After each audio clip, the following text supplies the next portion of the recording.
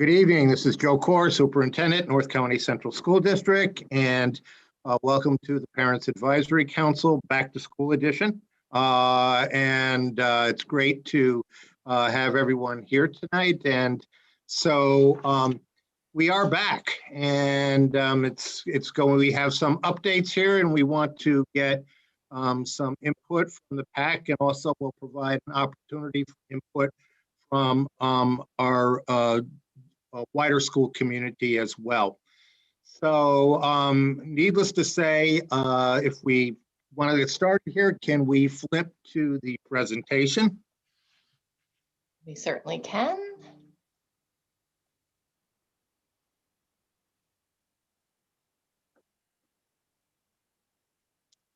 And let's go to slide number 1. So as you can see, yes, we are back, and it was a great day to be a Bison when we came back on September 14. We can see we managed to get some photos of our students throughout the district. I would say our process is one we continue to learn and grow. And, you know, for those of you who were driving students to school or awaiting their arrival on the bus, you know that we had some issues to work out at our schools with our arrival and our dismissal, but we pulled together as an administrative team with our wonderful transportation department, and I think we did an excellent turnaround in the space of 24 hours, and we continued to work at that. You know, we continued to work at other issues too, issues with regard to remote learning, issues with regard to the hybrid model. And, you know, you'll see some of the adjustments that we've made tonight. We continue to make those adjustments. But I think universally what we're hearing from our families and from our students is there's great joy in being back, and that people and students and families feel that sense of being united as a community, whether we're back in full-time, in-person, hybrid, or remote. The sense of having school back, of having a structured environment has been much appreciated by all. Let's take a look here at the agenda for this evening.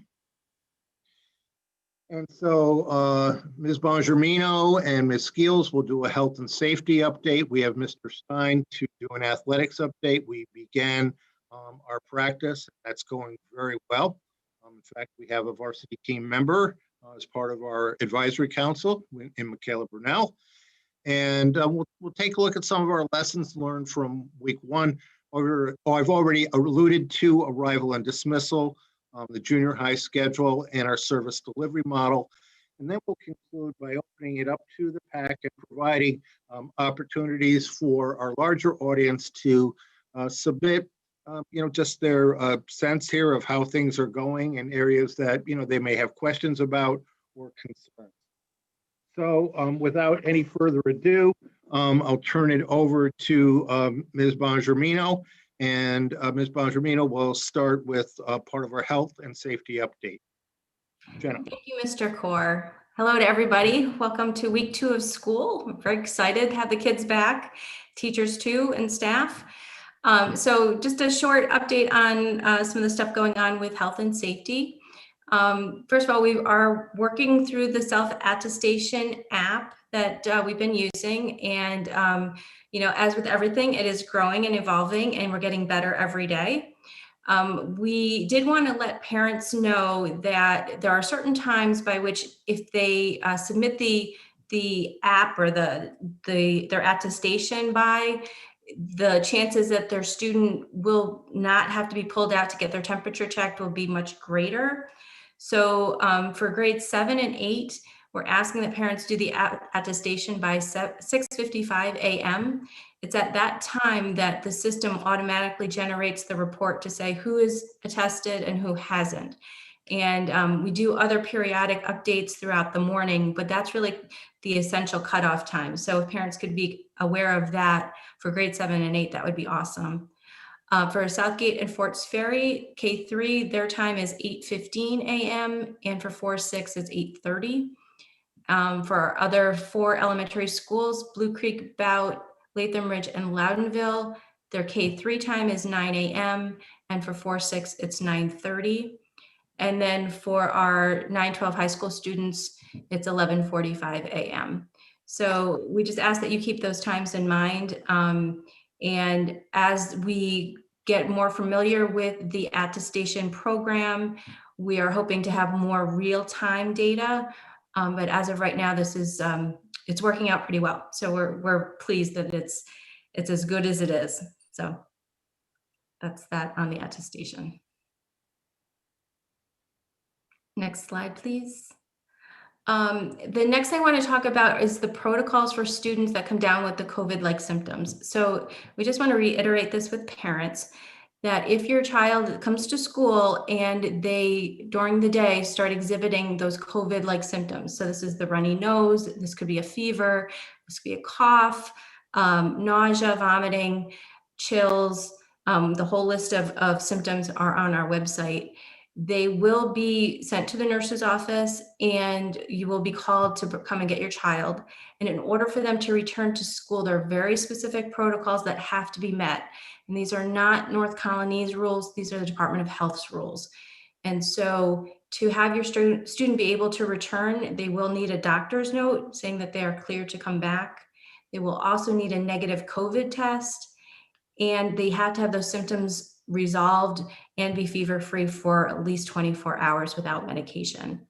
I know a lot of parents weren't really clear that those were the requirements to come back to school, but our nurses have been very diligent in ensuring that those conditions have been met. If for some reason a parent chooses not to go to the doctor or chooses not to get the COVID test, then the student will have to be out for 10 days, will have to have those symptoms resolved and be fever-free for 72 hours. And that 72 hours is a new update that came from the Department of Health.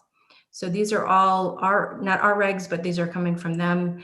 And we just ask that you abide by them and, again, be patient with us. And our nurses are really doing an amazing job with our students. So we really appreciate them. And Mr. Core, I will turn it over to you for continued vigilance. Right, and this is, I think it's important for us to know that we are definitely all in this together and we are working together on this. So I think on all our parts, the school community part, on the internal school and on the external school community, we need to exercise that continued vigilance. And that continued vigilance, of course, means continuing the processes and procedures of school, means the hand washing, monitoring symptoms. It means wearing masks. It means avoiding those mass gatherings over the weekend. All of those processes and procedures are necessary for us to continue. Right now, we are in school for our 9th consecutive day. So for us to continue on that road, I think it needs us all working together, us doing our part in school, and the community at large, continuing to exercise that good judgment and those behaviors that help stop the spread when we are out of school and on the weekends.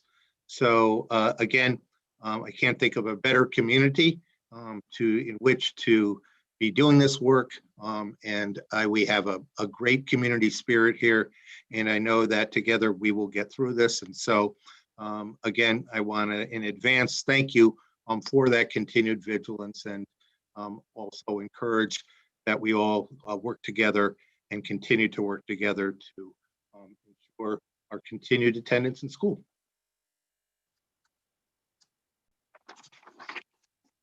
Ms. Skeels. So you may have heard the governor speaking today at his press conference, and we wanted to give you a little bit of background information. So since the beginning of school, when the students were back, we've had to report every day to the Department of Health. It's called a dashboard. We have to report every day by 3 o'clock. We have to submit 8 reports, 1 for each of our school buildings. And in those reports, we have to share how many students were in attendance, how many faculty members were in attendance, how many staff members were in attendance. We also have to share the same data for remote schooling. So how many kids were in remote school from this particular building, how many teachers from this building are teaching remotely, how many staff members are working remotely. And then we also have to report if we have any positive COVID cases on this dashboard.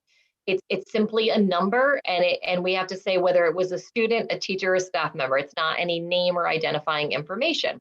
So we've been doing that for the last 7-8 days that we've been in school. You have to submit it by 3 o'clock.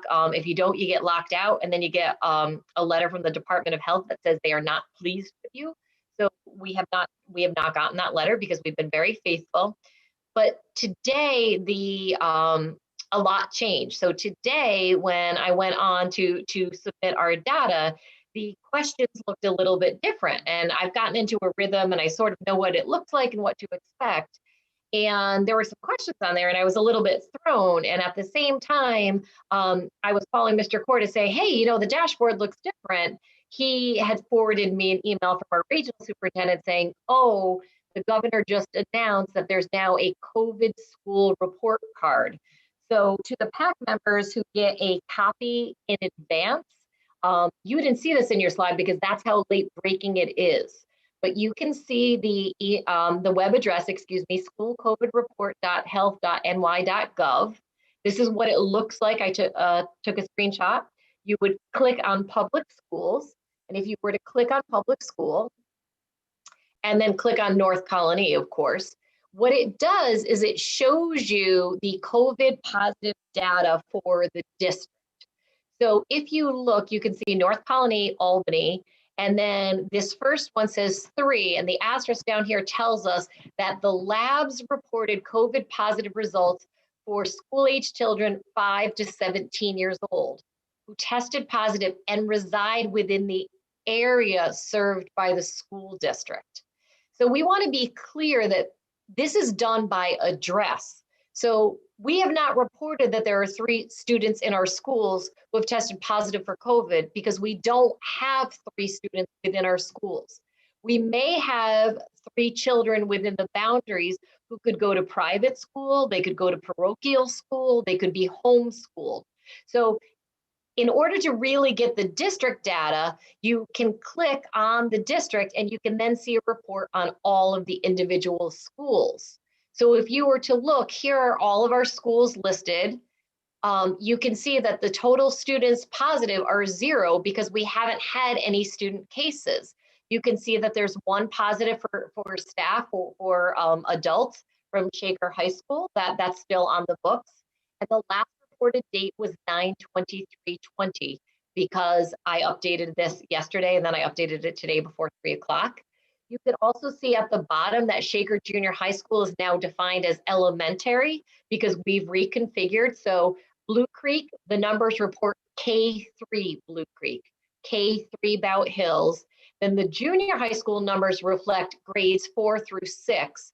The high school numbers reflect grades 7 through 12. So this is updated in real time. You could then click on any one of these schools and you would then see a report that looks like this. So I pulled up the high school one for an example. You would see it gives the name of the school. It tells you the name of the principal and the principal's contact information. It tells you the teaching model. So it's a hybrid model at the high school for both our junior high school students and our high school students. The elementary model says in person. The total on-site students enrolled plus teachers and staff. That's a very big number because don't forget that includes all the 7th and 8th graders who are in there in the morning, all the 9th through 12th graders who are in there in the afternoon, whether they're the north or the south, we looked that up. And then all of the faculty, staff members associated who support the school with their teaching or are support staff in any way. And then the total who are off-site. So this number is high too, because don't forget, all of our high school students are taking classes in the morning off-site and all of our junior high kids are taking classes off-site in the afternoon. So that's where this total comes from. And then you can see, and it's the end of my screenshot, but if you were live and you scroll down, you would see the positive reports for Shaker High School only. So the previous page is the district level information. That comes from what we, North Colony, input every day. This comes from what the health department gets from labs. So that's why you see something here that looks like 3, but then you don't see 3 here. So we don't want people to think that we're not being transparent. We have to remember that this is the entire North Colony boundaries. Not all of those students go to school in our buildings. So that is live as of today. It's called a COVID report card. You can see the superintendent's name is up at the top. We have seen the letters that Department of Health has put out. If you're not submitting this daily, you can potentially risk your state aid. You can, if you're the person who is submitting it, you can potentially risk your certification. So they're taking this very seriously, and they should, because they want to look at attendance patterns. They want to look at, in case there are any clusters or outbreaks. And so we are working very closely with our nurses. We're working very closely with our building principals, our counselors, so that we are reporting accurate information each and every day to the site, so that it's open to our community for everyone to see. And this just went live today. And now I'll turn it to Mr. Stein for some athletic updates. Thank you, Ms. Skills. So as Mr. Core had mentioned earlier, it's been an exciting week for us. Our fall sports began this past Monday. As many of you may or may not know, that New York State did permit low and moderate risk sports take place this fall. Our high risk fall sports of football, cheerleading, and volleyball have been moved by the New York State Public High School Athletic Association to March 1st, and that's what we're referring to as Fall 2. That season is going to take place March 1st to April 30th, and now our spring season has been moved with a start date of April 19th. Slide, please. Certainly. Thank you. So the various sports and levels being offered this fall, as you can see: varsity and JV boys and girls cross country, varsity and JV boys and girls soccer, varsity and JV field hockey, varsity and JV girls tennis, varsity and JV boys golf, and varsity girls golf. Our varsity girls swim team, minus the diving portion. Diving is something that we did off-site a few years ago during renovations in our pool. Our dive boards had to be removed due to code. So that's something the past few years we've been doing at Siena. But as with many schools and universities, outside use isn't permitted at this time. So we're going to have to take a step back from our dive program this fall. And then, as I mentioned before, those 3 high-risk sports are going to be moved to March 1st. Also, something that's going to be unique this year, by nature of having 2 fall seasons, there's really 4 seasons in total for high school sports this year, and athletes are eligible to play all 4 sports. We've had a number of our what would usually be volleyball and football players and cheerleaders that are normally in those sports in the fall that are trying out or participating in some of our other teams at this time, and they can go back to those sports in March. Thank you. So one of the challenges for all of the teams in the Suburban Council is made up of 15 of the larger school districts in the capital region, is that the level of modified, which is our 7th and 8th graders, was going to be a very, very big challenge. And there was really a few major areas that made it a challenge for each of the schools. And some of those, as you can see, were transportation, school schedules, and budgets. I don't want to say that all of those were a challenge for everyone. That I can speak for almost all of the schools that transportation was a major issue. Schedules were a major issue for many, and for some of us, budgets. But when we put all of this together, none of the schools in our league were able to offer a modified level successfully. So this was a league decision to put the levels on hold for this fall, and we're going to make decisions going forward season by season as to what may be possible or not. Now, that being said, there's already been some efforts to provide opportunities for our 7th and 8th grade athletes. It was real exciting to hear this week that our boys and girls soccer coaches worked closely with the members at Latham Circle Soccer, and they're offering a 7th and 8th grade level for those student athletes this fall through Latham Circle Soccer, which is great. And speaking with our field hockey coaches, they're already working with the Capitals, which traditionally has been a youth lacrosse organization, but they're going to work with them to get some youth field hockey opportunities for this fall. So we are doing everything in our power to recreate opportunities for our athletes who played a traditional sport in the fall in 7th and 8th grade, and we'll continue to do so as the year goes on.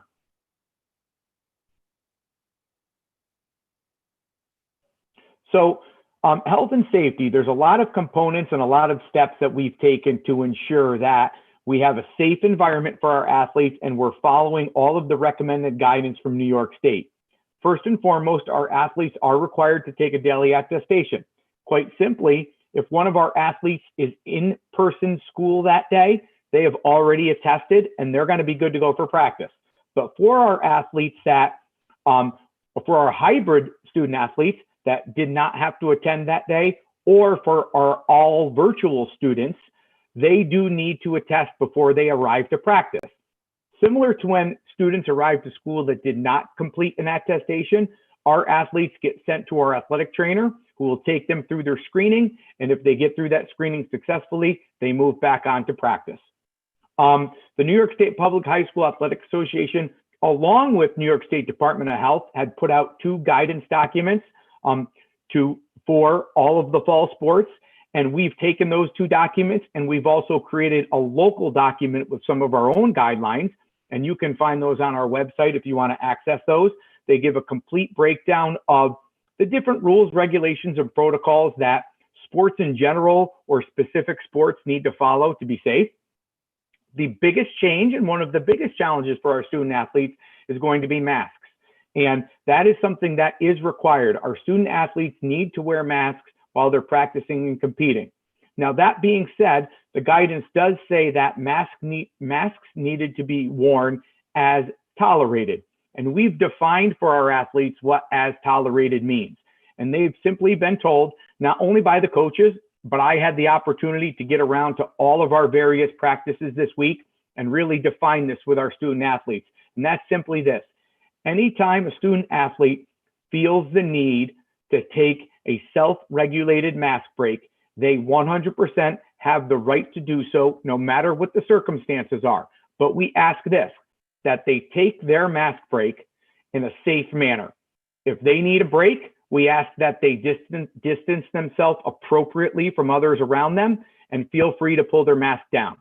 Of course, our coaches are taking more breaks than normal to give everyone a chance to safely put their mask down and get their water breaks. But we've defined for our athletes what they need to do to make sure they're taking care of themselves when they need a break and to do it safely. We're disinfecting our equipment. We're using various disinfectants, but we're also taking advantage of our fogger machines that we use in the building in many of our rooms. It's really quick, it's efficient, it's electrostatically charged. So really that mist clings to all of the equipment and it's been really effective and it gets done every single day. Our coaches have access to that.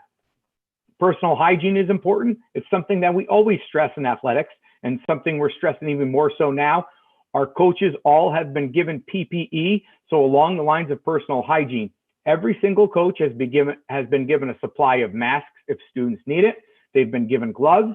They've been given hand sanitizer. If they or anyone wants a face shield on top of that, they have access to it. So they have been prepared to protect themselves and help the student athletes protect themselves as well. Water is a big one. So water is something that obviously when it's warm out or when you're training that you need a steady supply. We've told our athletes that there will not be communal water areas, meaning the time of bringing out the big old orange Gatorade jug and everybody filling their bottle, that time has been put on pause. So here's what we've done. We've told our athletes, please bring your water. If you go to school that day, even though our water fountains are turned off, our bottle filling stations are still available. So if you're in school, you can fill your bottle. And then of course, for any student who may forget, the Shaker All Sport Booster Club this week purchased cases of water. We placed them around campus at key points in some of our storage sheds. And our coaches know that if somebody forgets, they can go in and grab what they need, give them to our student athletes. No one will go without water. And then the last is our impact testing. This is our concussion protocol testing that we need to follow every single year. And just because everyone isn't going to school, we're still following these procedures. The nice part is the impact baseline test is something that's done on a computer or a laptop. So we're able to achieve this just by having our students use their Chromebook. And that's a process that our athletic trainer will take all of our 9th grade and 11th grade student athletes and anyone who is new to the North Colony School District that is playing a sport for us. One big change this year will be Spectator Guidelines. These are not North Colony guidelines. These are guidelines that have come out from the New York State Department of Health and from the New York State Public High School Athletic Association. The Suburban Council as a whole, and that's who we are going to be competing against almost exclusively this season in all of our sports, are our Suburban Council partners. So everyone in our league will be following the Spectator rules. We're going to give every athlete on all of our rosters 2 badges or passes that can be worn with a lanyard around the neck. So whatever 2 people an athlete chooses to give them to for a contest that day, we ask that they wear them. And we do have staff members that are going to be monitoring spectators and enforcing their guidelines. Unfortunately for the sport of swimming, the facilities are not set up to handle 2 teams worth of athletes in the deck space and to space them out appropriately. So spectators will not be part of our swim meets this year, but something that we're working on as far as streaming. And if streaming is not a possibility, definitely videoing and sharing with our parents our swim meets. And tennis will be a little bit different. If you've been to our new tennis courts, they're not only beautiful, but down the middle of them, there's an alley that's typically for spectators. Well, we need the ability to space out our tennis athletes who are not playing at that moment. And they're going to need the alley for that reason.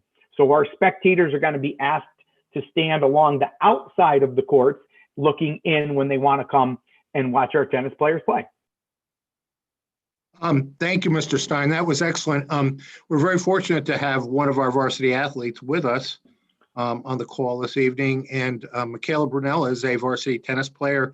Michaela, you just want to, I know we were talking about it prior to the meeting, you just want to summarize what your experience has been like in athletics coming back.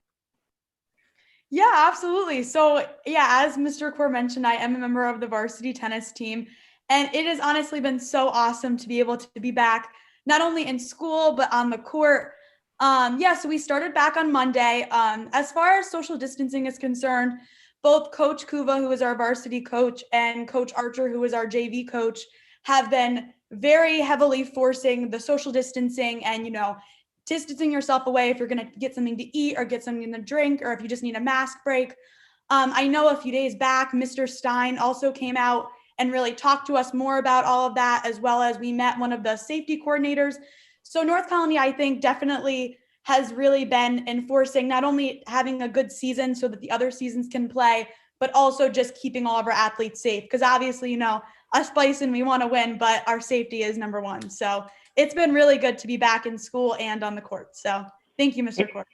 And if you don't mind, Mr. Court, one thing that I didn't have the chance to mention was, and Michaela did, is the fact that we have athletic safety coordinators that are on campus every single day. These coordinators are they're there to support the athletes and the coaches with all of their needs, whether it's water, whether it's PPE, whether it's they need to get into the building, because getting into the building isn't as easy as it used to be. We keep it locked down, but they're there to help them with that. But also there to help with our spectators and to manage our spectators, make sure we have the appropriate amount.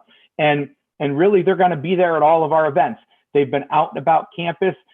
They've been visual. They've been introducing themselves to coaches and kids, and they've done a great job this week supporting everyone who's there getting back into the athletic season. Thank you, Mr. Stein. Thank you, Michaela. Greatly appreciate it. Thank you.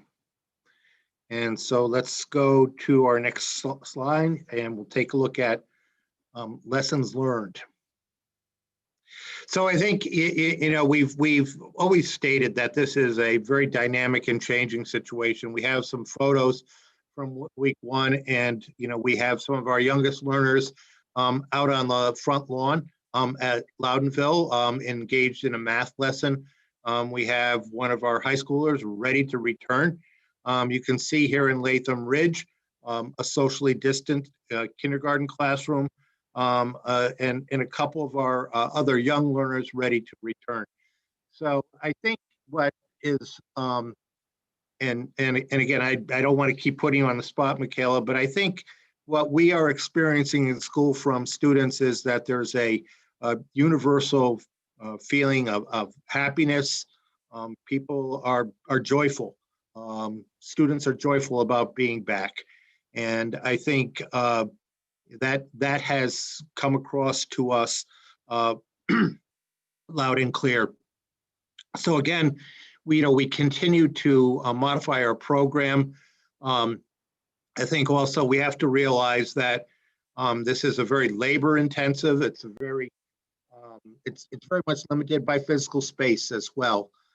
So our flexibility in some areas in moving people from remote to in-person instruction, and from moving in-person instruction to remote, it is somewhat limited. But we are trying to be as thoughtful as we can about this process, realizing that we do have limitations and that we will have to do some reconsideration and reconfiguring as we get to that midway point in the school year as well.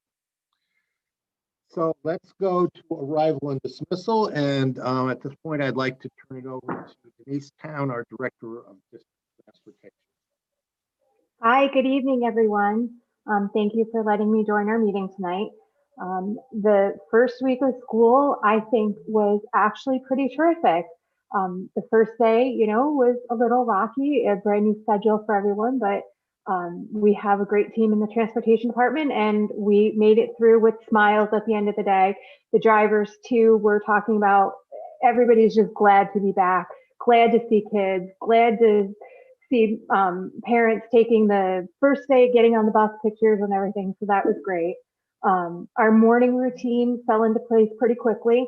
And we, pull into schools, we drop off. It was the afternoon dismissals that we needed a little bit more coordination with. And as Mr. Core said, that first day we all got together that evening and did some brainstorming. And by the next afternoon, things are significantly better, and things are continuing to get better. I was talking to a parent yesterday that said, my bus just keeps getting earlier and earlier. Is that normal? And I'm like, well, yeah, we're trying to get on time. So things are going pretty well right now. We're still working on cleaning things up and tying things together maybe a little bit better now that we're into it and we're seeing how things are going.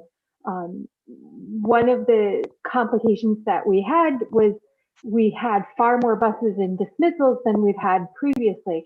So we were trying to figure out how we can fit all the buses into the loop without going past the crosswalk, because there's so much more student traffic. So we've come up with angle parking, something that we haven't done in North Colony previously. And if you angle park 4 buses, it's the same length as straight parking 1 bus. So by just doing that, we've been able to add all the dismissals right now at the high school fit every bus that we have in the loop. So we're continuing to look at improvements in that, and I think we're headed in the right direction.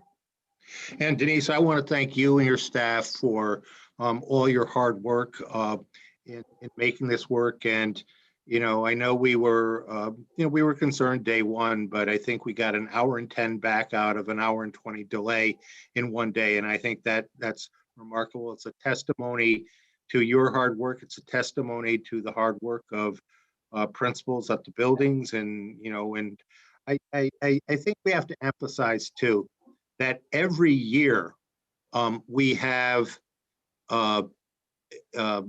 we're late at we get late at our elementary schools, and we have to figure our youngest learners, our kindergarten students, our students who are 5 years of age, are going to school for the first time, are getting on a school bus for the first time.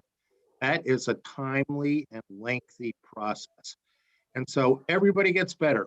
Everybody learns the drill and everybody learns the routine, and we naturally get faster on that. But the care that our transportation department exercises and our drivers exercise, and getting students on the bus, making sure that everybody's there, making sure that everybody gets delivered to the right house, our care that we exercise at the buildings in terms of making sure that the boarding and the disembarking of buses is done in a safe way. We all work together as a great team, and I want to commend you and our building staff as well for really, really working hard and making this opening a great opening. So thank you very much, Denise.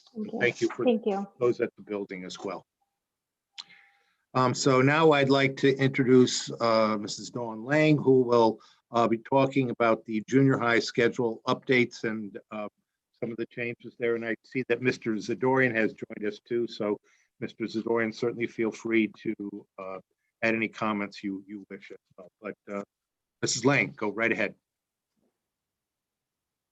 Thank you, Mr. Kaur. Good evening, everyone.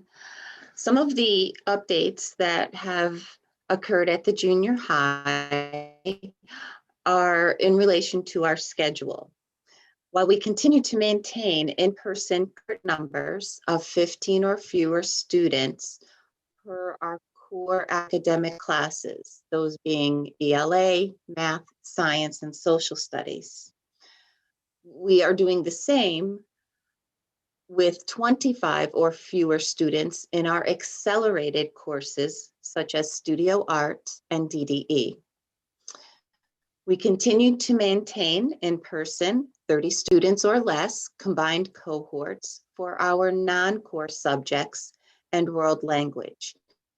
Non-core subjects being our exploratories, our family and consumer sciences, technology, art, music, and so forth. We have realized that we encountered some challenges with our afternoon virtual sections, sections that had quite a few students enrolled in them, which led to some challenges instructionally and led to us reflecting on how we can make the delivery of instruction more effective for our students and for our teachers. We will get to exactly what those changes are in the next couple of slides. The exception is that we did not change our virtual afternoon meets for our physical education classes or our music classes because they are being delivered asynchronously. They are not meeting live with students. So those areas will have more than 35 students meeting. So we have in our next couple of slides an example of how a core class in the PM virtual afternoon sessions will meet, and we have an example of how world languages will meet. We have improved with our remote instruction in that we have added some courses. Initially, we did not have the opportunity to have band, chorus, or orchestra in our remote students' schedules. We have added those, and our students will be able to be engaged in band, chorus, and orchestra, but the format will be in the form of lessons that will be scheduled by the department teachers. We have also added a design and drawing for production section to our remote program, and that is an accelerated program that we typically would offer our students. So we're very happy to be able to provide that to our remote students as well as our hybrid students. In addition, we are offering advanced math beyond algebra. So we have some students who are in honors, upper level math courses, high school credit bearing courses, and we're able to offer those to our remote students. And we also are offering some upper level world language courses. So we're striving to be able to provide the same opportunities for our students, whether they're in our hybrid program or in our remote program. Yes, please move the slide. This is an example of the revised schedule for students regarding our afternoon virtual sessions. This example shows a social studies 7, 1 through 4 day rotation. We can see that on day 1, the social studies teacher meets with the A cohorts in person in the building. Cohort 1A, 2A, 3A, and 4A. On day 2, in the building, that teacher meets with cohorts 1B, 2B, 3B, and 4B. So if we go back to day 1 in the afternoon, the social studies teacher meets with the students that were not in the social studies teacher's class on that day. This teacher did not see the B cohort students. In our current schedule, during block 6, the social studies teacher would meet with all of the B students, which would mean up to 60 students at one time. Now, with our revised schedule, what we'll be doing is having just 2 groups of 15, 2 cohorts of 15, meeting as one full group in block 6, lowering the session to 30 students maximum instead of 60. You can see on day 2 and the block 6, when the A cohorts did not meet on day 2 in the building with their teacher, 2 cohorts for a total of 30 students meet in the afternoon. On day 3, the remaining 30 students from the B cohort meets with their teacher live in the virtual session. And on day 4, the remaining A cohorts will meet live during the virtual session with their teachers. This is a much more, we believe, instructionally sound model. It is more manageable for students. They have more opportunities to engage and participate in discussions, and it's more manageable and instructionally sound for our teachers who are trying to deliver effective instruction to these groups of students virtually. You can see that students will still have 3 out of 4 meets each week.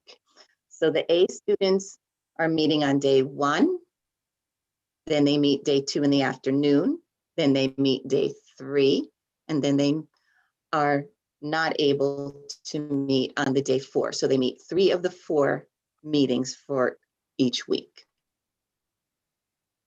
If we can go to the next slide, please.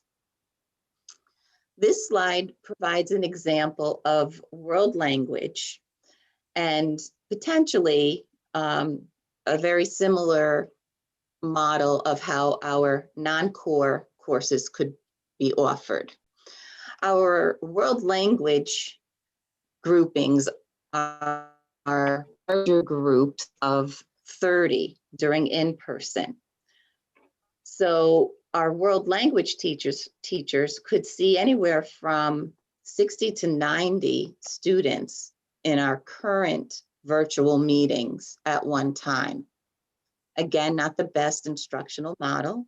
And so upon reflection, we came up with a model that allows for smaller groups. So we can see here on day 1, our 8th grade students in French are in person. And on day 2, when they're not in person with their teachers in the building, we will have them engage in their virtual meet.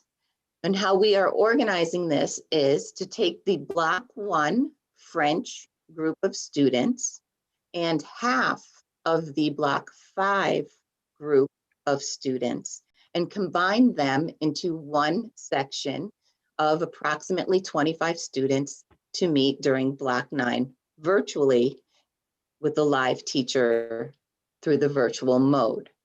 You can see that in this particular instance, we had 50 students meeting. And by this new model, we are able to bring that down to 25 students. We follow similarly with our 7th grade world language classes. And you can see on day 2, the in-person French classes meet, but on day 1, they meet virtually.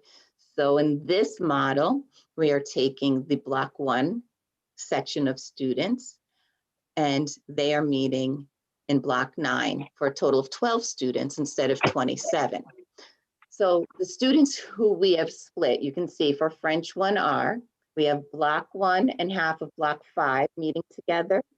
And then on day 4, we pick up our Block 2 students with the remaining half of our Block 5 students.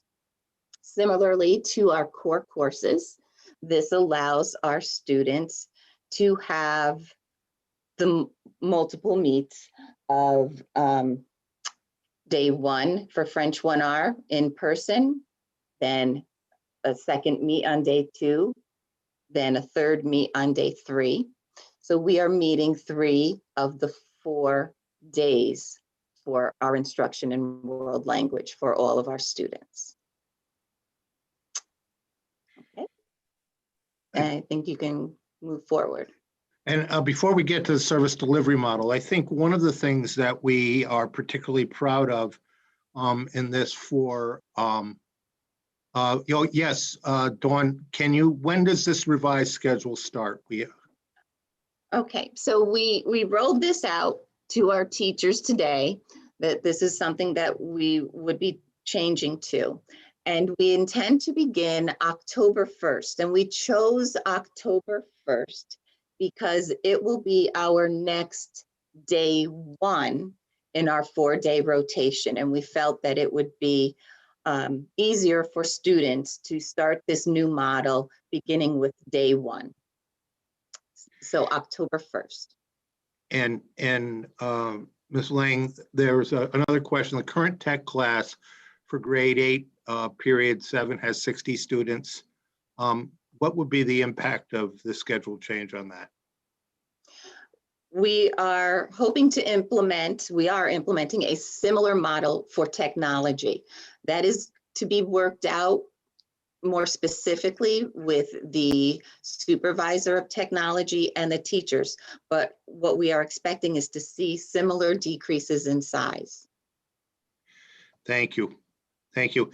And I think what we want to emphasize, we have another question. When will the new schedules be posted? This will not require students to have new schedules. Their in-person piece of the hybrid model will not change. Their teachers, the students' teachers, will inform them as to when their specific cohort, if you're in the core classes or block, will be meeting. So that information will be given to students before October 1st, letting them know from the teacher when they do their meets. On their days that they're not meeting, I just want to clarify, they will still have assignments that they should be working on. So it's not like they're going to have additional free time when they're not meeting virtually with their in-person meet with their teacher. The other days they should have activities that they can complete and work on independently. Thank you. You're welcome. Appreciate that. Thank you for that update. That was, I think, provided a lot of clarification. Let's go to the next slide, which has to do with service delivery model. And we have Mr. Barden, our Director of Pupil Services, and Ms. Muldoon, our Director of Languages Other Than English and English as a New Language. Good evening, everyone. Thanks for joining us this evening. I'm joined tonight by our Director of World Languages and ENL, Ms. Muldoon, and she will be helping me through this slide. But I want to start out with, we want to give an update on some subtle changes to our service delivery model. And what we want to highlight really tonight is from the beginning, we have been committed to providing the highest quality of instruction for our special education students, for related services, and also our ENL students as well.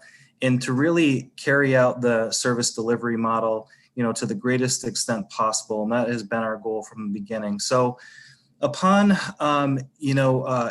reflection and evolving as we continue to, as you see tonight with even our 7-8 model, we continue to refine schedules and look at the best way to deliver services. What we have found in both the special education and ENL realm is that, for us to really prioritize appropriate groupings and prioritize appropriate service and most effective service delivery for students' IEP goals, as well as their ENL goals as well, what we really have found is that we need to rethink our groupings and in some cases combine some of our students in a couple cohorts. So to give you an example of this, what could happen is, for example, if a student, 3 students receive speech services at the elementary level,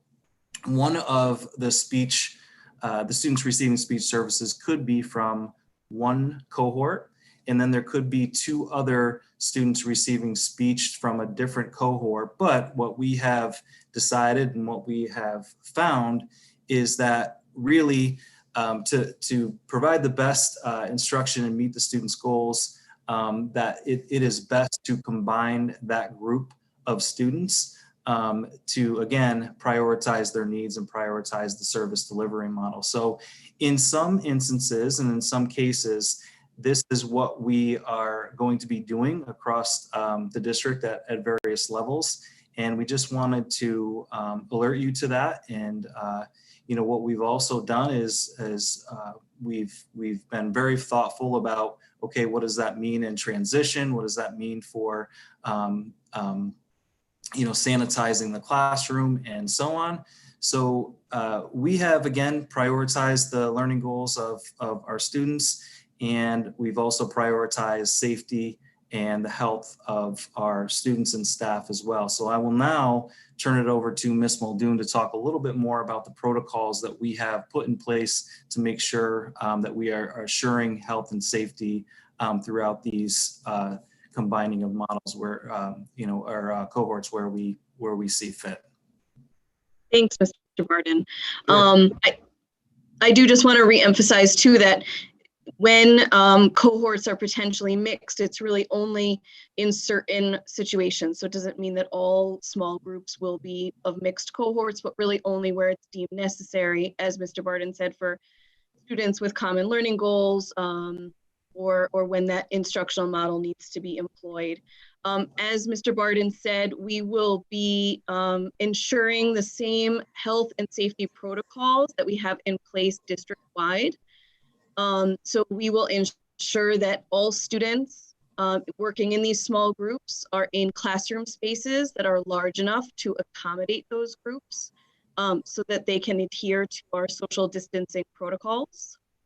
Those classrooms will also be spaces that are properly ventilated. Students will be given opportunities to wash their hands either prior to entering the classroom or upon entering, as many of the classrooms do actually, in fact, have sinks in them. We will make sure that all students and staff adhere to wearing appropriate PPE, including masks and any other PPE, that's deemed appropriate in that setting. Mr. Barden mentioned transition. So oftentimes in our elementary schools, we have students who are transitioning from their classroom cohort to the small group setting. So we will do our best to ensure that those students are supervised so that we can support proper social distancing in the hallways and during those transitions to and from classrooms. In addition to that transition period, we will also work to make sure that we are staggering entry and dismissal from those classrooms when possible. So we will make sure that we are adhering to all of our district's health and safety protocols for any small group service delivery models. Thank you, Ms. Muldoon, and thank you, Mr. Barden, for the clarification on that. And I think that this will allow us to provide more in intensity and also in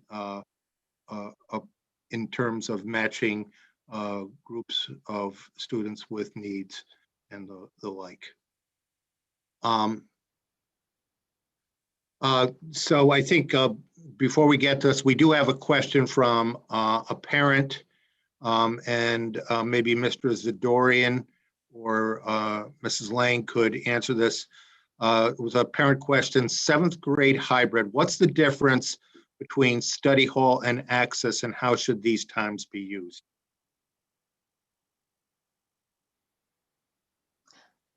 Okay. The difference at the moment is not very much difference. Our intent is, as we progress through the school year and as we refine our schedule and our assignments, an access period is an opportunity to bring in some social emotional support perhaps to students by having guidance counselors, student assistance counselors come into the access periods and work with our students. A study hall is simply a study period. At this time, we are still working out the logistics of how we would be able to bring in these other services regarding social emotional development into the access periods. So that is a goal that we have and that we continue to work toward meeting. So why don't we go to the next slide here, Ms. Skeels, and then we'll leave the presentation. So give everybody some time in our audience here to take a look at this. But so I'd like everybody on the call right now to think, how's the start of the school year been? And we can open it up, and we'll open it up to feedback. But if you are listening on the live stream, you can go to the yellow alert bar on the district website and direct your questions to the building or to the department, or your concerns, or provide your feedback to the appropriate departments. And that's on the district website at northcounty.org. So why don't we go back to, let's leave the presentation. And let's just open it up for discussion. How has the school year been going? What are your initial feelings here? And we can have a parent perspective. We can also, we're also very fortunate to have a student perspective as well. So I will just feel free to have it start in open forum. Well, my kids are very, very happy to go to school, Mr. Kaur. It's been great for them to be back at school. They're really not having I haven't heard of anybody having any issues or complaints of masking or having to wear a mask from them or their peers. I just wanted to take a minute and give a shout out to the bus drivers who have to learn all these complex new schedules. And I know the first couple of days there were some delays, and there's 2 days that my daughter was delayed. Her bus was delayed, went to pick her up at 11:30, and the bus actually came back.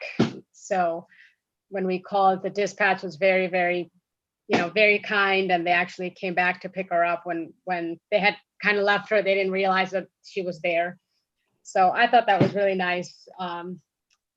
I really like the structure of the kids having to wake up in the morning, and be at their computer at 8:15. I think that alone has solved a lot of problems with, one of the issues with the lack of structure and anxiety that that happened in March and April, because there just wasn't that kind of structure. So, right away she gets to connect with her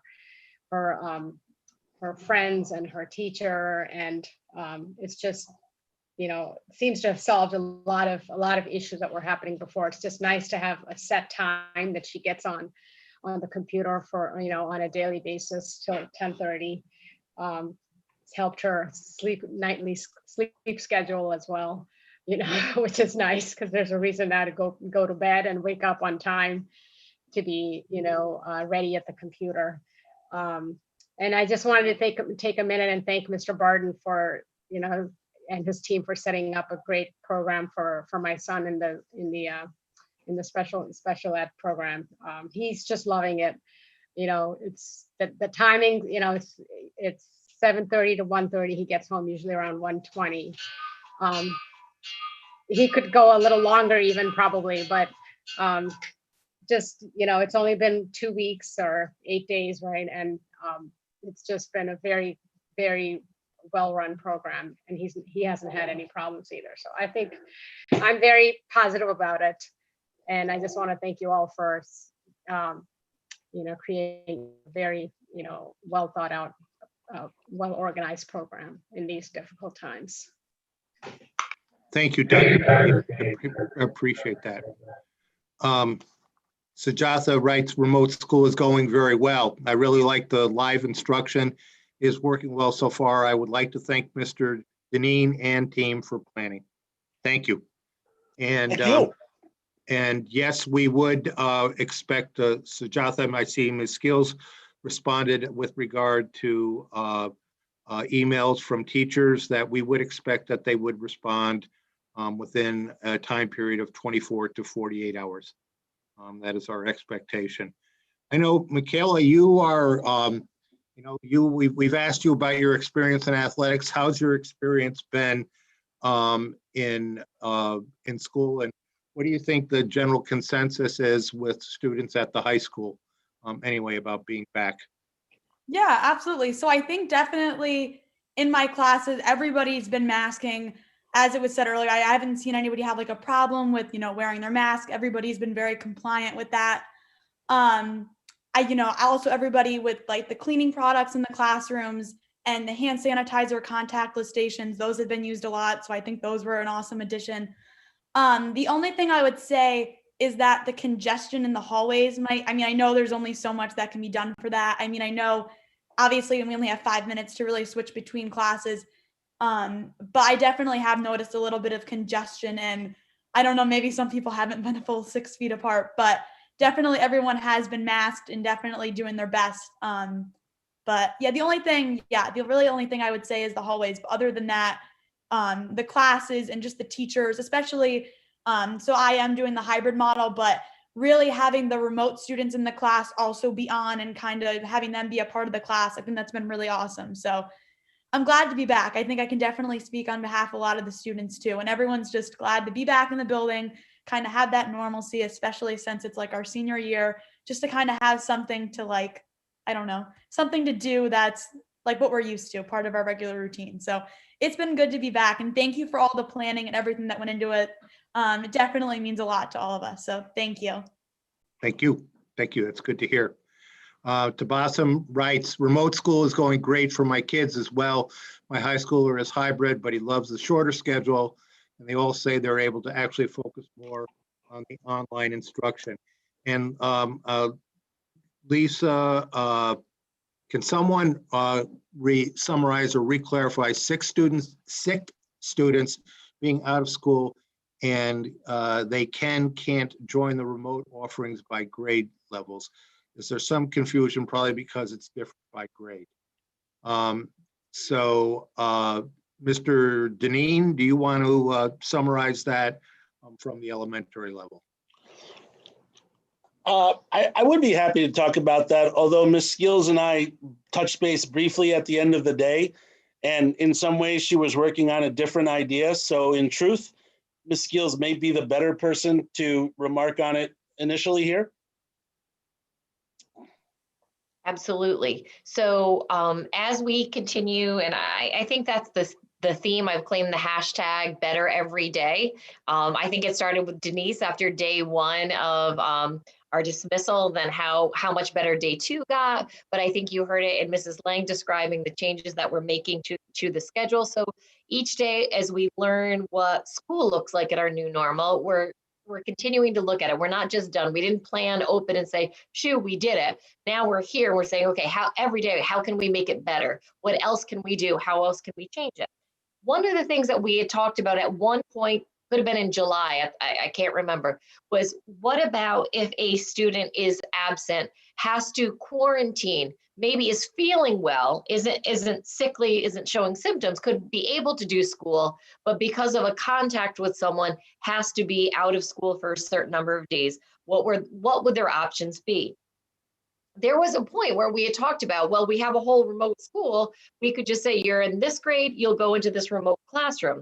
What's happened is our remote platform is almost as full as our in-person platform. There's just like we had pre the building project, there's not a lot of space, there's not a lot of space. So that doesn't happen easily in the way that we thought in order to keep the class sizes making sense. So we have talked with all of our teachers. I'll start with K6 first because it is different 7-12. With K6 of just like we would do if this were before the pandemic and someone was out sick. If you're out for a day, we'll catch you tomorrow. We'll catch you up. No worries. We don't want kids to worry about that. If you're out for 2 days, we can also catch you up. And we really don't want kids to be stressed about that. We want them to worry about getting well. But if they're out for 3 days or more, or now they might be out for 5 days or more, we're asking teachers to be able to use the Google Classrooms that they've developed and the websites that we've developed to post assignments and work for those students so that they can stay active and working. Right now, thankfully, we haven't had too many students who've had to go through that, but we are watching the news. We listen to Dr. Fauci. We know that potentially with flu season coming and people getting indoors more, that there may be a spike.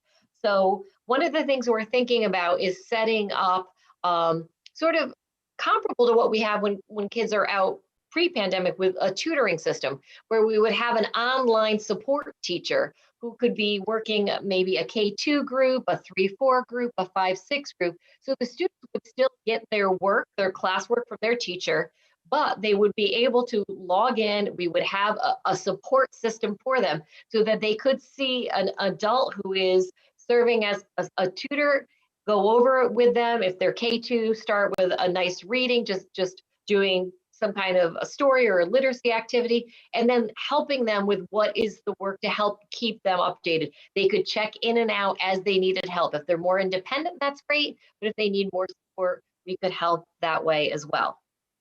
7th through 12th grade is a little bit more interesting because, as we know, 7th through 12th grade is in a hybrid model already. So there is a portion of their classes where if they're home, even if they're quarantined, again, if they're well enough and they can take classes, they'll still be able to be in all their remote classes with their classmates.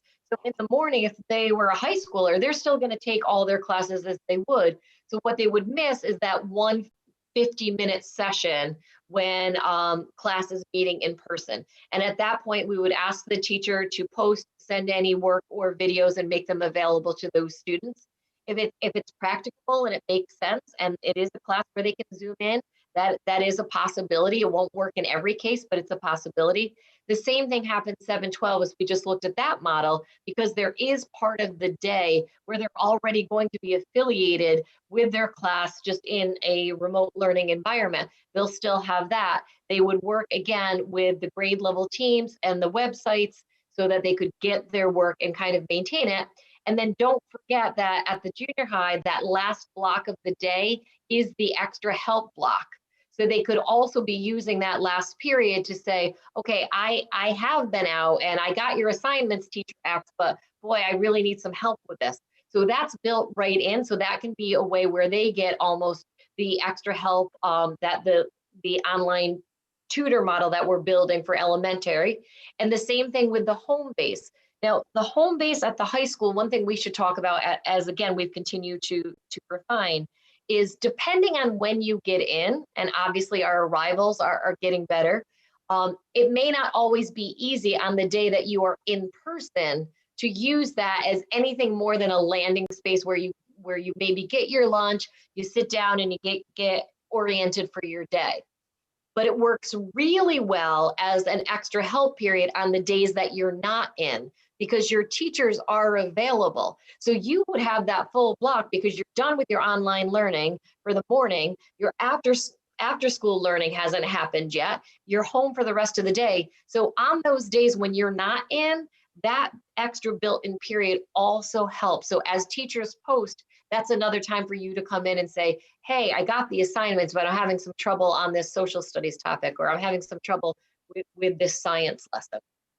So we are working through that.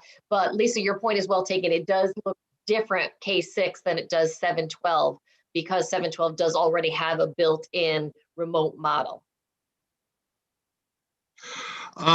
Okay, we have a couple of other questions here, and actually a recommendation. So from Tabassum, please also spread awareness about flu vaccines. They're now available, and an early vaccine is recommended. So yeah, let's make sure we get vaccinated. And Dina, I think the 7th and 8th graders have done a great job maneuvering the high school. The teachers have been amazing, helping the students adjust to this new way of learning.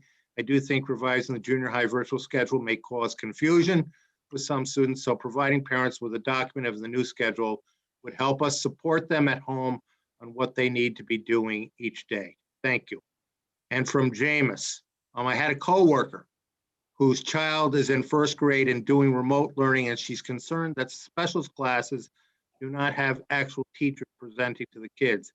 She's also concerned that her child who has an IEP is not getting the services she may need. So, Mr. Corr, can I jump in on a little bit of that? Yes.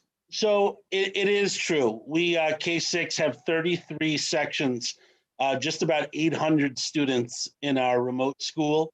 And in fact, the special areas are asynchronous. They are, kids leave their classroom to go attend their art class for 45 minutes or their music class for 30, but they are lessons that are posted by our teachers every week. There are new crafted lessons, and frankly, they're quite creative. They're engaging, but they do not have a teacher who's teaching live.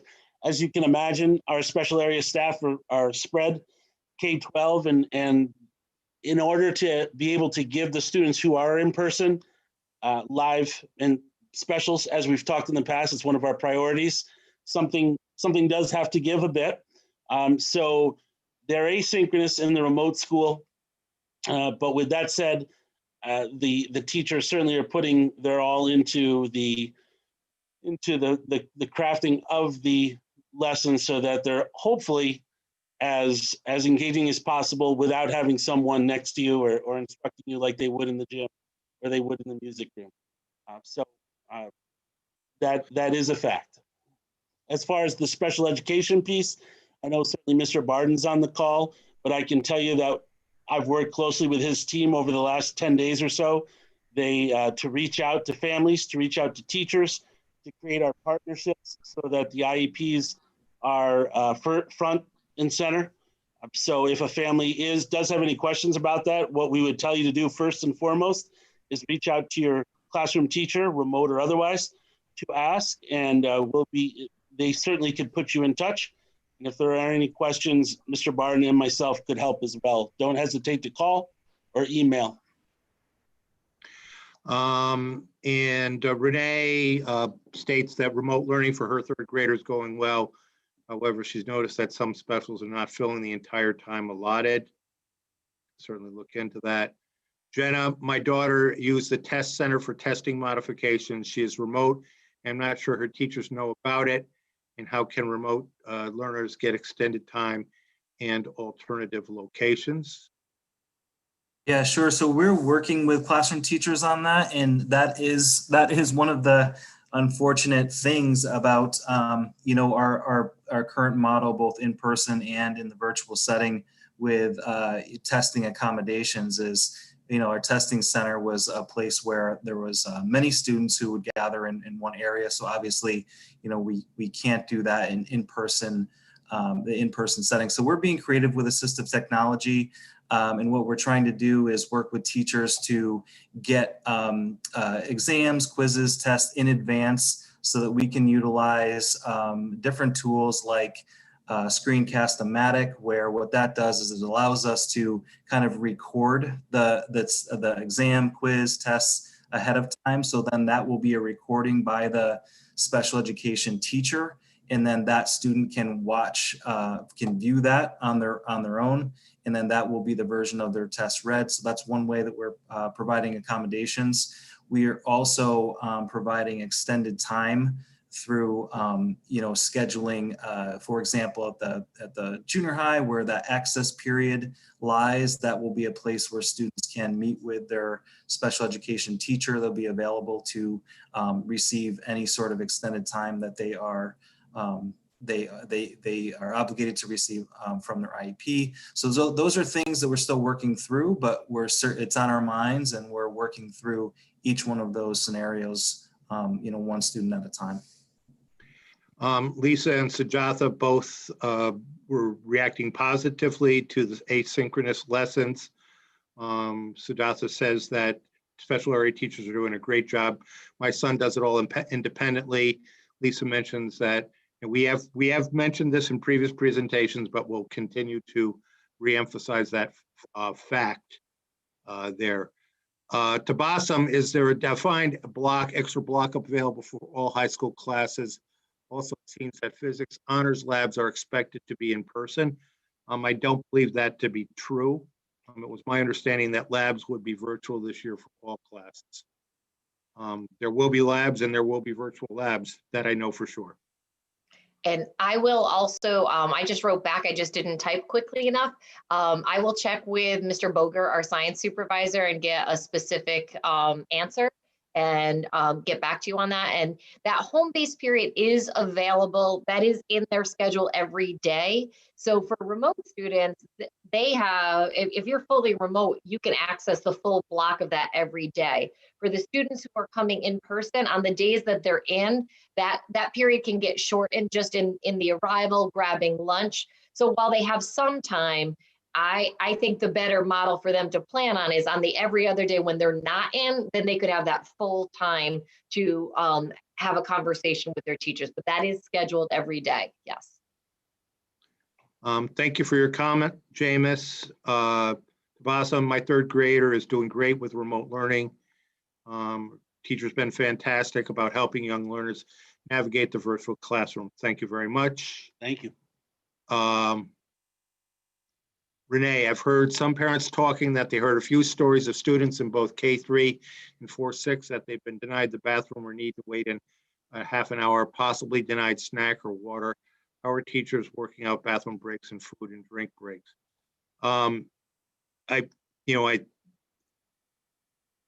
We can certainly look into that. I think that I would be surprised at that. I think we just don't do that. Mr. Thiel, would you kind of talk to, would you speak about how you've discussed that with your faculty and how you're working through that process? Sure.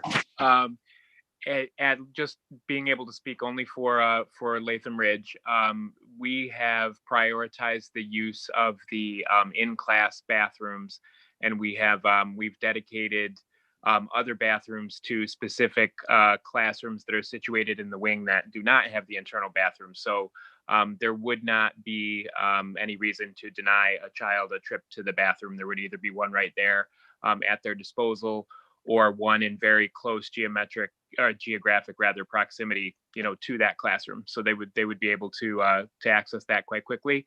In terms of the meal times and snack, one of the things that we have found, perhaps a slight silver lining, is that the current setup in the physical school allows us to serve more than one grade level lunch at the same time, which is something in our building we could not do previously. So due to the really diligent efforts of Mrs. Brignola and her team, they have been able to execute that, and those lunches are at very favorable times. and then the snack is placed at the discretion of the teacher at a logical time throughout the day. And I've been present in the classrooms when that has been happening, and it seems to be placed at times that make a lot of sense relative to when the lunch is happening. But certainly as a principal, if somebody brought forward a concern like that, that would be something that I would want to review with my faculty.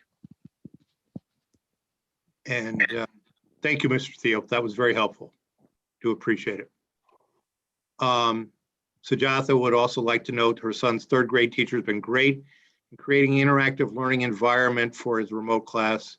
My son is always interacting with his peers and teacher, and he's having fun. This interaction is so important for remote learners. I couldn't agree more, and that's good to hear. Carly, my daughter, is in 5th grade and so happy to be back with her classmates and teachers. She absolutely loves all her classes, and she's very engaged in her learning. The structure and schedule is awesome. Thank you all so very much. Thank you. Greatly appreciate it. Ms. Skills, any from Karen, with regard to quarantine, I think the expectation of teachers in this scenario needs to be more concrete. I think we are working on refining this, correct? Yeah, and what I thought might make sense is we're going to capture a lot of the new information tonight in Mr. Corr's letter tomorrow, because we realize not everybody sees this tonight. So the junior high schedule changes, some of the things about athletics. And I think that's a good thing to kind of put in writing for people to understand. So we'll highlight that out by each level so people have a better understanding, because it also just ties into a reminder about what the protocols are. So absolutely, we'd be happy to do that. Anything else? I think I can speak for all of us on the call in that, it is good to be back. It's good to have our students back. Well, it looks like one school pictures, junior high and elementary, in person and remote. We are intending to have school pictures for all students, in person and remote. For our elementary students, we're working on that for the 2nd semester. Will there be a virtual open house for Southgate? Yes, there will be virtual open houses for all levels.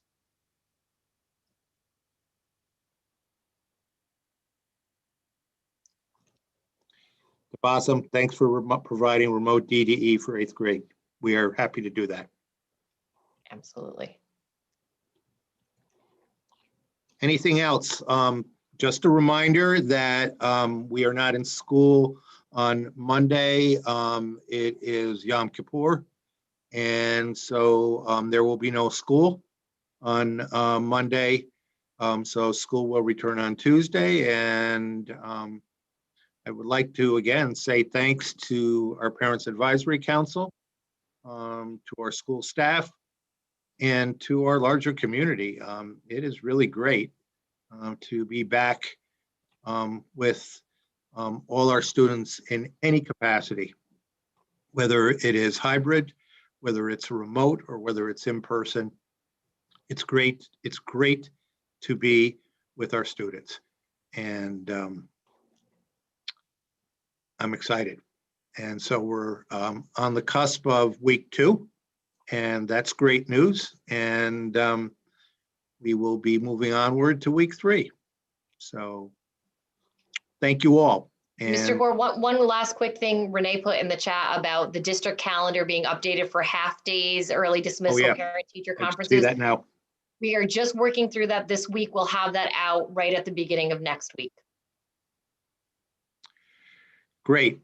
So we'll be back on with a Parents Advisory Council in another 2 weeks, and with more updates and more opportunities here to receive feedback from you all, because it will be hard to believe at that point in time, but we will have been in school for a month. So, and I agree, Lisa, it is always a great day to be a Bison. Always. Thank you, everyone. Thank you, everyone. Take care.